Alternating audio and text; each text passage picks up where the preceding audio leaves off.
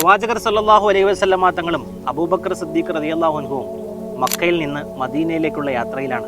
മദീനക്കാരായ ആളുകൾ ഓരോ ദിവസവും പ്രഭാത നിസ്കാരം കഴിഞ്ഞാൽ മദീനയിലെ അതിർത്തി പ്രദേശത്ത് വന്ന് നിൽക്കും.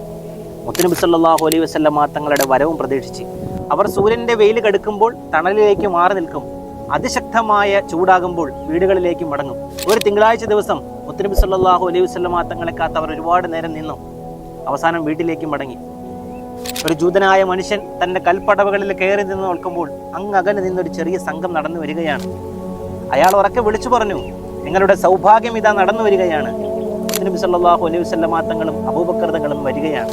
ഹിജ്റയുടെ പാതയിലൂടെ നടക്കുകയാണ് ബഹുമാനപ്പെട്ട ഡോക്ടർ ഫാറൂഖ് നഈമി അൽ ബുഖാരി ഉസ്താദ് അവർകൾ.